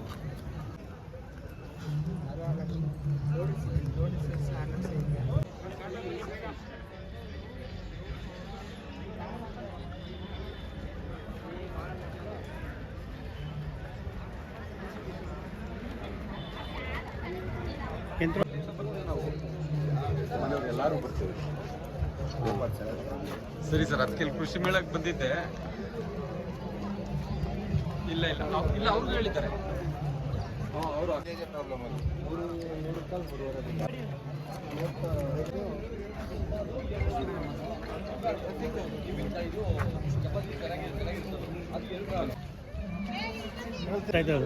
ಇಲ್ಲೇ ಮಣ್ಣಿನ ಗಿಡಗಳು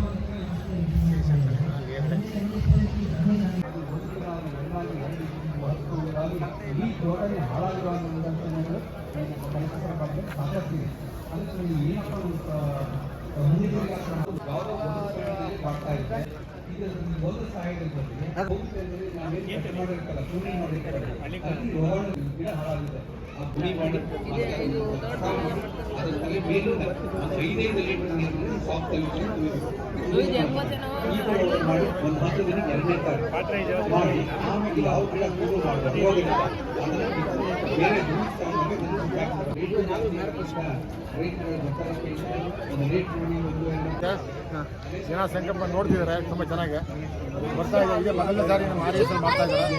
ಮುಂದೆ ಅವರು ಕೂಡ ಅಗ್ರಿಕಲ್ಚರ್ ಕಾಲೇಜ್ ಅಂತ ಓಪನ್ ಮಾಡಿದ್ದಾರೆ 2 ವರ್ಷದಿಂದ.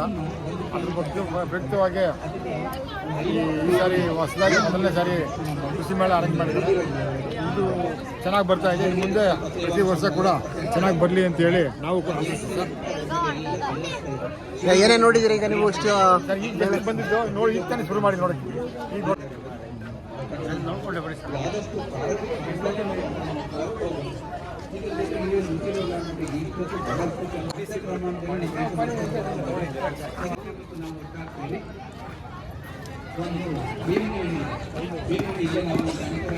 ಇರಬೇಕಾವೆಲ್ಲ.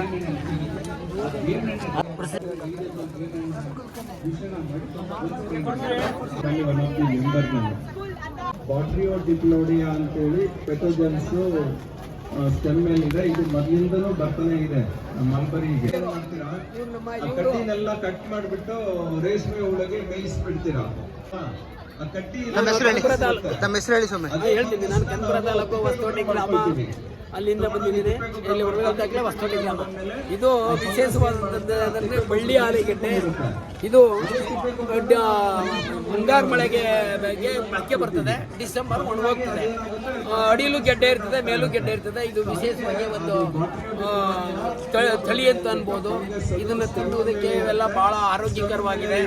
ಇದು ಆಮೇಲೆ ಇದು ಅಸ್ಸಾಂ ಬದ್ನೆ ನೋಡಿ, ಅಷ್ಟು ಕಲರ್ ಆಗಿ ಇರ್ತದೆ, ಅಷ್ಟು ಕಲರ್ ಆಗಿ ಇರ್ತದೆ ಅಸ್ಸಾಂ ಬದ್ನೆ. ಮತ್ತೆ ಉರಿಗೆಣಸು ಅಂತ ಹೇಳಿ ಇದು ಕಾನ ಕಲ್ಲಟ್ಟೆ ಅಂತ ಹೇಳಿದ್ರು. ಅವರು ಗಿಡ ಕೊಟ್ಟಾಗಿ ಹೇಳಿದ್ರು ಈಗ ಬೆಳಿಕ್ಕಾಗಲ್ಲ ಅಂತ. ಆದರೂ ನಾನು ಪ್ರಯತ್ನ ಪಡ್ತೀನಿ. ನಾನು ನಮ್ಮ ಸ್ನೇಹಿತರು ಮಹೇಶ್ ಅವರು ಇವರು ನಮಗೆ ಸಹಕಾರ ಕೊಟ್ಟರು. ಅವತ್ತು ನಾನು ತಗೊಂಡು ಬಂದೆ, 1 ವರ್ಷ ಆಯಿತು. ಈಗ ಅವ್ರಿಗಿನ್ನ ಹೆಚ್ಚಾಗಿ ಬಂದಿದೆ, ಅವ್ರಿಗೆ ಒಂಥರ ಖುಷಿ ಆಗೋಯ್ತು. ಇವೆಲ್ಲ ಹೊರಗಡೆಯಿಂದ ತಗೊಂಡ್ಬಂದಿದ್ದೀವಿ. ಇದು ಕರಿಮೆಣಸಿನಕಾಯಿ, ಹಣ್ಣಾದರೆ ಕೆಂಪಾಗ್ತದೆ. ಇದು ವಿಶೇಷವಾದಂತಹ ಇದು ಬಳ್ಳಿಲೇ ಬರ್ತದೆ, ಗೆಣಸು ಬಳ್ಳಿಲಿ ಬರ್ತದೆ. ಇದು ಮುಳ್ಳಾಲೂಗೆಡ್ಡೆ, ಇದು ನೀಲ್ಕಂ ಗೆಡ್ಡೆ, ಇದು ಅರೋಟ, ಇದು ಪಿನ್ನೆಟ್ ಬಟರ್ ಪೋಟು ಅಂತ ಹೇಳ್ತೀವಿ. ಇದು ಚಪ್ಪರದ ಅವರೇ ಥರ, ಇದು ಒಂಥರ ಕುಚ್ಚುನಾಗಿ ಬರ್ತದೆ. ಇದು ತಿನ್ನೋದಕ್ಕೆ ಬಹಳ ಒಳ್ಳೇದು. ಇದು ಕತ್ತಿಕಾಯಿ, ಇವೆಲ್ಲ ಮೂಲ ತಳಿಗಳು. ಇಂಗಡಿ ಬೀನ್ಸು ಅಂತ ಹೇಳಿ ಇದು ಬಹಳ ಒಳ್ಳೇದು ತರಕಾರಿ. ಇದು ಕತ್ತಿಕಾಯಿ. ಎಲ್ಲ ತರಕಾರಿನೂ ಇಲ್ಲಿ ಇರ್ತಕ್ಕಂಥ ತರಕಾರಿ ಎಲ್ಲಾನು ಸಾರು ಮಾಡ್ಬೋದು. ಮತ್ತೆ ಎಲ್ಲದಕ್ಕೂ ಬಹಳ ಒಳ್ಳೇದು. ಇವೆಲ್ಲ ಮೂಲ ತರಕಾರಿಗಳು. ಮತ್ತೆ ಇದು ಪರ್ಪಲ್ ಗೆಡ್ಡೆ ಅಂತ, ಇದು ನೀಲಿ ಕಲರ್ ಇರ್ತದೆ. ಇದನ್ನು ತಿನ್ನೋದಕ್ಕೆ ಬಹಳ ಚೆನ್ನಾಗಿರ್ತದೆ. ಇದು ಜ್ಯೂಸ್ ಹಣ್ಣು, ತುಪ್ಪದೀರೆಕಾಯಿ, ಕುಂಬಳಕಾಯಿ, ನಾಟಿ ಕುಂಬಳ ಇದೆ ನೋಡಿ. ಇದು ಮುದ್ದೆ ಕುಂಬಳ ಅಂತೀವಿ, ಚಕ್ಕರ್ ಕುಂಬಳ ಅಂತಾರೆ. ಹಿಂಗೆ ಎಲ್ಲ ಬೇರೆ ಬೇರೆ ವೆರೈಟಿಗಳು ಸುಮಾರು. ಕುಂಬಳದಲ್ಲಿ 8 ವೆರೈಟಿ ಇದೆ. ಆಮೇಲೆ ಇದು ನಂದಿ ಅರಿಶಿನ, ನಂದಿ ಶುಂಠಿ, ಇವೆಲ್ಲ ಬಹಳ ಗಮಲ ಇದೆ. ಬಹಳ ತಿನ್ನೋದಕ್ಕೆ ಬಹಳ ಆಕಾರವಾಗಿದೆ, ಆರೋಗ್ಯಕ್ಕೆ ಒಳ್ಳೆಯದು ಅಂತೇಳಿ ಅಲ್ಲಿನ ಜನ ಹೇಳ್ತಾರೆ. ಅದರಂತೆ ನಾವು ಇಲ್ಲಿ ಇದನ್ನ ತಂದು ಮೈಸೂರು ಮತ್ತೆ ಮಂಗಳೂರು ಆ ಕಡೆಗೆಲ್ಲ ನಾವು ತಗೊಂಡು ಸ್ಟಾಲ್ ಹಾಕಿ ಮಾರಾಟ ಮಾಡ್ತೀವಿ. ಮೇಳ ಇದು ಮಾಡೋದು ಬಹಳ ವಿಶೇಷವಾಗಿದೆ. ರೈತರುಗಳು 85% ಇದ್ರೆ 25% ಬಂದ್ಬಿಟ್ಟವ್ರೆ. ಅದರಲ್ಲೂ 10% ಯುವಕರುಗಳು ಕುಡಿದು ಚಟದಲ್ಲಿ ಬಲಿ ಆಗ್ತಾವ್ರೆ. ವ್ಯವಸಾಯ ಬೇಡ ಅನ್ನೋದು ಸಿಕ್ಕಿಲ್ಲವ್ರೆ. ಯಾಕೆಂದ್ರೆ ಒಂದ್ ಕಡೆ ಅವ್ರಿಗೆ ಹೆಣ್ಣಿಲ್ಲ, ಕುಡಿದು ಚಟಕ್ಕೆ ಬಲಿ ಆಗ್ತಾ ಇರೋದ್ರಿಂದ ಇದು ಮಾಡಿದ್ರು ಬಹಳ ಒಳ್ಳೇದು ಅನಿಸ್ತದೆ ನನಗೇನು. ರೈತರುಗಳಿಗೆಲ್ಲಕ್ಕೂ ರೈತರಿಗೂ ಪ್ರಚಾರ ಆಗ್ತದೆ. ಎಲ್ಲ ಕೃಷಿ ಮೇಳ ಮಾಡಬೇಕು, ಕೃಷಿನ ನೀರು ತಂದು ಬೆಳಕು ಚೆಲ್ಲಬೇಕು. ಅದರಿಂದ ಬಳ್ಳಿ ಆಲೂಗೆಡ್ಡೆ ವಿಶೇಷವಾಗಿ ಬೆಳೆದಿದ್ದೀನಿ. ಕುಂಬಳಕಾಯಿ ನೋಡಿ, ನಾಟಿ ಇದು ಕುಂಬಳಕಾಯಿ ನಾಟಿ ಬಹಳ ಚೆನ್ನಾಗಿರ್ತದೆ. ಇವೆಲ್ಲ ಆರೋಗ್ಯಕ್ಕೆ ಬಹಳ ಒಳ್ಳೆಯದು. ಪ್ರತಿಯೊಬ್ಬನು ಹಿತ್ತಲುಗಳಲ್ಲಿ ಬೆಳೆಸಬೇಕು. ದಿನೇ ದಿನೇ ಶುಗರು, ಜಾಂಡೀಸು, ಕ್ಯಾನ್ಸರ್ ಎಲ್ಲ ಬಲಿಯಾಗ್ತವೆ. ಇದೊಂದು ಮೆಣಸಿನಕಾಯಿ ಅಲ್ಲಿ ಮಂಗಳೂರು ಮತ್ತೆ ಕೊಡಗು ಕಡೆ ಇದಕ್ಕೆ ತುಂಬಾ ಬೇಡಿಕೆ. ಇದು ಮೇಲ್ಗಡೆಯಿಂದ ಬರ್ತದೆ, ಬಹಳ ಚೆನ್ನಾಗಿರ್ತದೆ. ಇದು ಒಂದು ವಿಶೇಷವಾದದ್ದು. ಇದು ಬಿಳುಕಂ ಗೆಡ್ಡೆ ಅಂತ, ಕರಿ ಅರಿಶಿನ, ಕರಿ ಗೆಣಸು, ಬೆಳ್ಳುಳ್ಳಿ ಗಿಡ, ಬೆಳ್ಳುಳ್ಳಿ,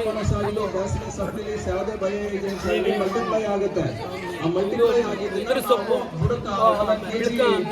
ನುಗ್ಗೆ ಸೊಪ್ಪು, ಬಿಳಿ ಗೆಣಸು, ಕೆಂಪು ಗೆಣಸು, ಬಿಳಿ ಅಷ್ಟು, ಕೆಂಪು ಇದು ಅನನಸು, ಇದು ಮೈಸೂರು ಕೆರೆ ಅಂತ ಬಹಳ ವಿಶೇಷವಾದಂತಹ ಸೊಪ್ಪು.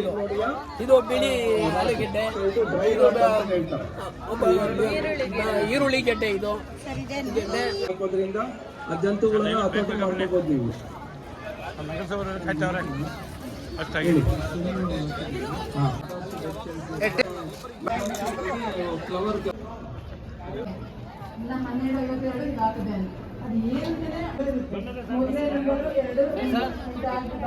ತಮ್ಮ ಹೆಸರು ಹೇಳಿ ಸರ್.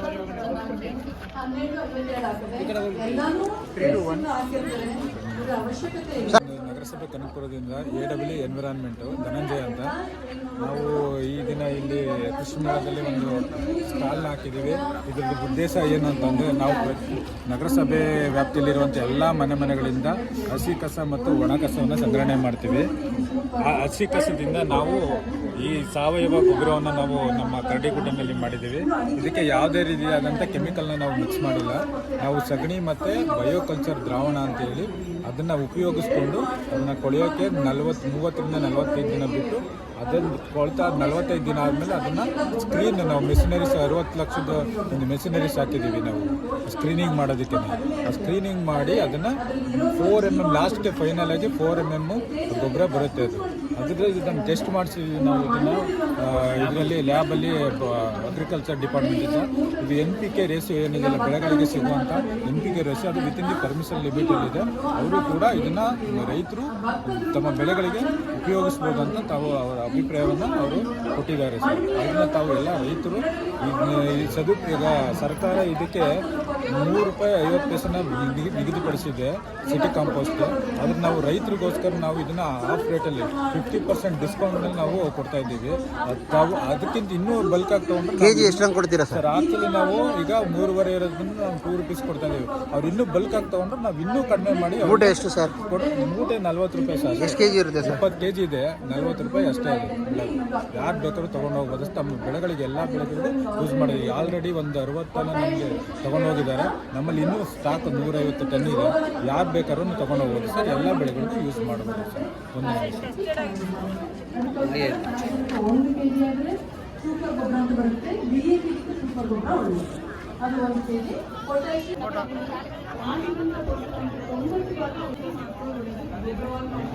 ಸರ್ ಒಂದ್ಸರಿ ಟ್ರೈ ಮಾಡಿ ಸರ್. ರಾಗಿಯಿಂದ ಮಾಡಿರೋದು ರಾಗಿ ಬಿಡಿ ಸರ್. ಚೆನ್ನಾಗಿದೆ. ನಮಸ್ತೆ ಸರ್, ನಾನು ರುದ್ರೇಶ್ ಅಂತೇಳಿ ಗ್ರಾಮ ವಿದ್ಯಾ ಪ್ರಚಾರಕ ಸಂಘದ ರೂರಲ್ PU ಕಾಲೇಜಿನ ಪ್ರಾಂಶುಪಾಲನಾಗಿ ಕರ್ತವ್ಯ ನಿರ್ವಹಿಸ್ತಾ ಇದ್ದೀನಿ. ನಮ್ಮ ಪರಮ ಪೂಜ್ಯ CS ಕರಿಯಪ್ಪನವರ ಹೆಸರಿನಲ್ಲಿ ನಾವು ಪ್ರಥಮ ಕೃಷಿ ಮೇಳವನ್ನು ನಡೆಸ್ತಾ ಇದ್ದೀವಿ. ಈ ಕೃಷಿ ಮೇಳವನ್ನು ನಡೆಸೋದಕ್ಕೆ ನಮ್ಮ ಸಂಸ್ಥೆಯ ಎಲ್ಲ ಆಡಳಿತಾಧಿಕಾರಿಗಳು, ಎಲ್ಲ ಅಭಿವೃದ್ಧಿ ಮಂಡಳಿಯವರು ಎಲ್ಲರೂ ಕೂಡ ಇದನ್ನು ಯಶಸ್ವಿಯಾಗಿ ನಡೆಸೋದಕ್ಕೆ ಅವಕಾಶವನ್ನು ಕೊಡಿಸ್ತಾ ಇದ್ದಾರೆ. ಈ ಕೃಷಿ ಮೇಳ ಬಹಳ ಪರಿಪೂರ್ಣ ನಡೀತಾ ಇದೆ. ಹಿಂದೆ ಪೂಜ್ಯ ಕರಿಯಪ್ಪನವರ ಸಂದರ್ಭದಲ್ಲಿ 77, 78ನೇ ಇಸ್ವಿ, 79ನೇ ಇಸ್ವಿಯಲ್ಲಿ ಕೃಷಿಗೆ ಸಂಬಂಧಪಟ್ಟಂತೆ ಹೊಸ ನೂತನ ಆವಿಷ್ಕಾರಗಳನ್ನು ತಿಳಿಸಿದರು. ಅದೇ ರೀತಿಯಾಗಿ ಕರಿಯಪ್ಪನವರು ಕಾಲವಾದ ನಂತರದಲ್ಲಿ ಈಗ ಬೃಹತ್ ಪ್ರಮಾಣದಲ್ಲಿ ನಮ್ಮ RS ಪ್ರಾಂಗಣದಲ್ಲಿ ಈ ಕೃಷಿ ಮೇಳ ನಡೀತಾ ಇದೆ. ಇಲ್ಲಿ ಬಹಳ ವಿಶೇಷವಾದಂಥ ವಿನೂತನವಾದಂಥ ಕೃಷಿಗೆ ಸಂಬಂಧಪಟ್ಟಂಥ ಆಧುನಿಕ ಉಪಕರಣಗಳನ್ನು ಒಳಗೊಂಡಂತೆ ಕೃಷಿಗೆ ಸಂಬಂಧಪಟ್ಟಂಥ ಕೀಟನಾಶಕಗಳು, ಔಷಧಿಗಳನ್ನು ಸಿಂಪಡಣೆ ಮಾಡತಕ್ಕಂಥ ಹೊಸ ಆವಿಷ್ಕಾರಗಳನ್ನು ಕೊಂಡಂಥ ಎಲ್ಲವನ್ನ ರೈತರಿಗೆ ಮನೆಗಳಿಗೆ ತಲುಪಲಿ. ಈಗ ನಮ್ಮ ದೇಶದಲ್ಲಿ ಕಾಡ್ತಾ ಇರ್ತಕ್ಕಂಥ ಆಹಾರ ಸಮಸ್ಯೆ ಅದನ್ನು ಬೇಗ ಇದಾಗಿ ಎಲ್ರಿಗೂ ಕೂಡ ತರಕಾರಿಗಳು, ಹಣ್ಣು ಹಂಪಲುಗಳು, ಅಗತ್ಯವಾಗಿ ಬೇಕಾಗಿರತಕ್ಕಂಥ ಎಲ್ಲ ಉತ್ಪನ್ನಗಳು ಕಡಿಮೆ ದರದಲ್ಲಿ ವೈಜ್ಞಾನಿಕವಾಗಿ ಹೆಚ್ಚು ಇಳುವರಿ ಕೊಡ್ತಕ್ಕಂಥದ್ದನ್ನು ಉತ್ಪಾದನೆ ಮಾಡೋ ದೃಷ್ಟಿಯಿಂದ ನಮ್ಮ ಸಂಸ್ಥೆಯ ಅಧ್ಯಕ್ಷರಾದಂಥ ಶ್ರೀ ಪ್ರಸಾದ್ ಅವರು ಈ ಒಂದು ಮೇಳವನ್ನು ಆಯೋಜನೆ ಮಾಡಿ ನಡೆಸ್ಕೊಡ್ತಾ ಇದ್ದಾರೆ. ಬಹಳ ಸಾಂಗೋಪವಾಗಿ ವ್ಯವಸ್ಥಿತವಾಗಿ ನಡೀತಾ ಇದೆ. ಈ ಒಂದು ಮೇಳ ಇನ್ನೂ ಯಶಸ್ವಿಯಾಗಲಿ, ಪ್ರತಿ ವರ್ಷ ಚೆನ್ನಾಗಿ ನಡೀಲಿ ಅಂತೇಳಿ ನಾನು ಹಾರೈಸುತ್ತೇನೆ. ಡ್ರೋನ್ ಬಗ್ಗೆ ಹೊಸ ವಿಚಾರಗಳು, ಡ್ರೋನ್ ಬಗ್ಗೆ ಕೀಟನಾಶಕಗಳನ್ನಂತ ಅಂಶ ಏನಂತ ಸರ್, ಅದು ಹೊಸದಾಗಿ ಕೀಟನಾಶಕಗಳನ್ನು ಹೇಗೆ ಸಿಂಪಡಿಸ್ಬೋದು, ಔಷಧಿಗಳನ್ನು ಸಿಂಪಡಿಸ್ಬೋದು. ಈಗ ರೈತರಿಗೆ ಬೇಸಾಯ ಮಾಡ್ತಕ್ಕಂಥದ್ದೇ ಈ ದಿನಗಳಲ್ಲಿ ತುಂಬ ಕಷ್ಟ ಆಗ್ತಿದೆ. ರೈತರು ವಿಮುಖರಾಗ್ತಾ ಇದ್ದಾರೆ. ಬೇಸಾಯ ಬೇಡ, ಲಾಭದಾಯಕವಲ್ಲ ಅಂತ ಹೇಳ್ತಾ ಇದ್ದಾರೆ. ಆದರೂ ಕೂಡ ನಮ್ಮ ಉಳಿವಿಗೋಸ್ಕರವಾಗಿ ವ್ಯವಸಾಯ ಬೇಕಾಗಿದೆ. ವ್ಯವಸಾಯದಲ್ಲಿ ಬೇಕಾಗಿರ್ತಕ್ಕಂಥ ತರಕಾರಿಗಳು, ಹಣ್ಣು ಹಂಪಲುಗಳು, ಏಕದಳ ಧಾನ್ಯ, ದ್ವಿದಳ ಧಾನ್ಯಗಳು, ಎಲ್ಲ ವಿಧವಾದಂಥ ತಿನಿಸುಗಳನ್ನು ಬೆಳೆಯೋದಕ್ಕೆ ಬರ್ತಕ್ಕಂಥ ಆಧುನಿಕ ರೂಪದಲ್ಲಿ ಬರ್ತಕ್ಕಂಥ ಕೀಟನಾಶಕಗಳು, ಕಳೆನಾಶಕಗಳು ಇವುಗಳೆಲ್ಲ ಸಿಂಪಡಿಸೋದಕ್ಕೆ ಡ್ರೋನ್ ಅನ್ನುವಂಥ ಹೊಸ ಯಂತ್ರವನ್ನು ಆವಿಷ್ಕಾರ ಮಾಡಿ ಇಟ್ಟಿದ್ದಾರೆ. ನಾನು ಭೇಟಿಯಾದಂಥ ಡ್ರೋನ್ ಅದು ನೆಲಮಂಗಲ ತಾಲೂಕಿನಲ್ಲಿ ಡಾಬಾಸ್ಪೇಟೆಗೆ ಸಂಬಂಧಪಟ್ಟಂಥ ಅಲ್ಲಿ ಒಂದು ಡ್ರೋನನ್ನು ಭೇಟಿ ಮಾಡಿದೆ.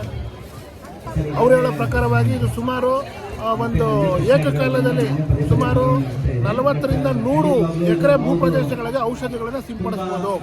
ವಿಸ್ತಾರವಾದ ಪ್ರದೇಶದಲ್ಲಿ ಆ ಡ್ರೋನ್ ಸಂಬಂಧಪಟ್ಟಂತೆ ಯಾವ ವ್ಯಕ್ತಿ ಡ್ರೋನನ್ನು ಪಡ್ಕೊತಾನೋ ಕೃಷಿ ಇಲಾಖೆಯಿಂದ ಒಂದು ಅನುಮತಿ ಲೈಸೆನ್ಸನ್ನು ಪಡ್ಕೊಳ್ಬೇಕು. ಆ ಲೈಸೆನ್ಸನ್ನು ಪಡ್ಕೊಂಡು ಆ ಡ್ರೋನನ್ನು ಹಾರಾಟ ಮಾಡಿಕೊಂಡ್ರೆ ಅವರೊಂದು ಆ್ಯಪ್ ಮುಖಾಂತರವಾಗಿ ಎಲ್ಲ ರೀತಿಯ ಕೃಷಿಗೆ ಸಂಬಂಧಪಟ್ಟಂಥ ಕೀಟನಾಶಕಗಳು, ಕಳೆನಾಶಕಗಳು, ಆ ಕೃಷಿ ಭೂಪ್ರದೇಶದಲ್ಲಿ ಯಾವುದೇ ರೀತಿ ಸಮಸ್ಯೆಗಳು ಉಂಟಾದರೆ ಎಲ್ಲವನ್ನು ಕೂಡ ಡ್ರೋನ್ನಲ್ಲಿ ಪತ್ತೆ ಹಚ್ಚಬಹುದು ಅಂತ ಹೇಳಿ ತಿಳಿಸಿದ್ದಾರೆ ಸರ್. ಈ ಥರ ಮಾಡಿ ಸ್ಮೆಲ್ ಮಾಡಿ ಸರ್. ಬನ್ನಿ ಸರ್, ಬನ್ನಿ ಮುಂದೆ ಬನ್ನಿ.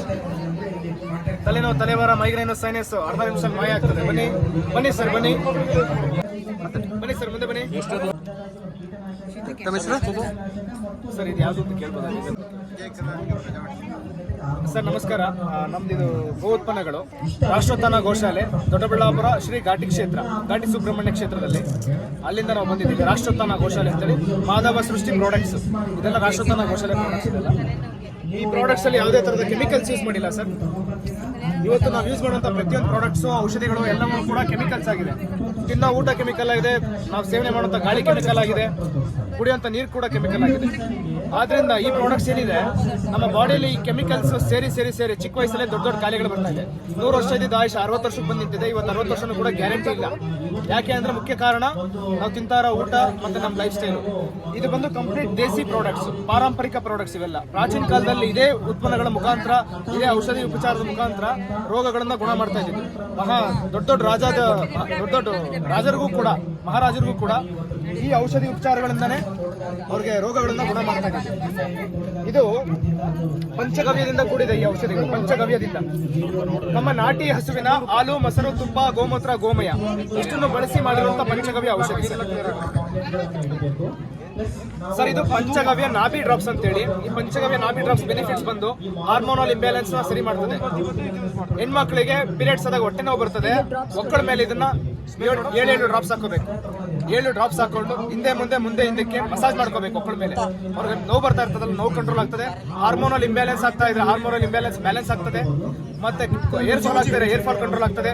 ಸ್ಕಿನ್ ಡಿಸೀಸ್ ಕಂಟ್ರೋಲ್ ಆಗ್ತದೆ. ಮತ್ತೆ ಪಿತ್ತ ಜಾಸ್ತಿ ಇದ್ರೆ ಪಿತ್ತ ಕಂಟ್ರೋಲ್ ಆಗ್ತದೆ. ಇನ್ನು ಹಲವಾರು ಸಮಸ್ಯೆಗಳನ್ನ ಇದು ಕಂಟ್ರೋಲ್ ಮಾಡ್ತದೆ ಸರ್. ಇದು ನಾಭಿ ಡ್ರಾಪ್ಸ್ ಇಷ್ಟು ಬೆನಿಫಿಟ್ಸ್ ಇದೆ ಸರ್ ಇದು.